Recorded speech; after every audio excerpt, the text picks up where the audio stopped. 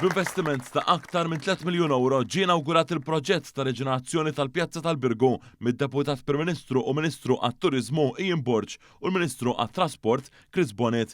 Din il-pjazza fil-qalba tal-Belt Storika issa għandha dera kompletament ġdida b'infrastruttura moderna, ħarsien sħiħ tal-patrimonju kulturali qani u aċċessibilta aħjar għal ġirbin u daw kollha li jżuru din il-belt. Dan il-proġett sar mill-Aġenzija Infrastructure Malta b'kollaborazzjoni mal-Awtorità Maltija għat-Turiżmu. Bix-xogħlijiet kienu jinkludu t-tibdil tal-pajpiet tal-ilma tax-xorb, xogħol ta' titjib fit-sistema ta' dranaġġ u installazzjoni ta' netwerk ġdid għas-sistema tal-ilma tax-xita flimkien ma' arbuxelli u siġar ġodda.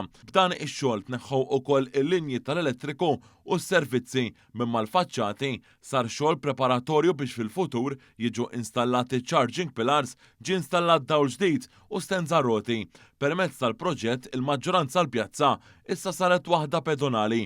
Id-Deputat Prim-Ministru Ian Borg għalli permezz ta' proġetti bħal dawn tola l-kwalità tal-ħajja tal-komunità kif ukoll l-esperjenza tal-eluf ta' turisti li jżuru l-akwati.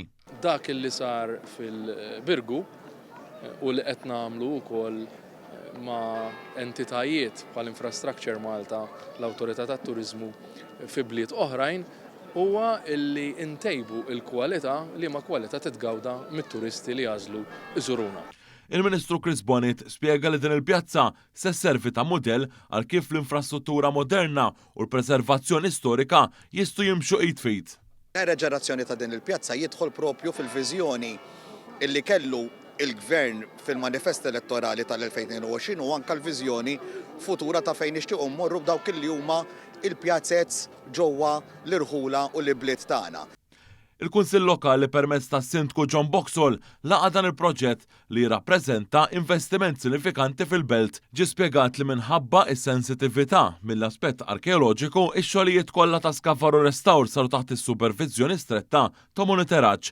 Il-materjali oriġinali tal-pavimentar skopert fiż-żona tal-Kollakjo ġie ippreservat u inkorporat fid-disinn il-ġdid. Waqt ix-xogħlijiet instabu diversi ġibjuni li matul is-snin kienu ntelqu kif ukoll żewġ ċisterni fuq żewġ naħat tal-ġibjun ewlieni taħt il-pjazza.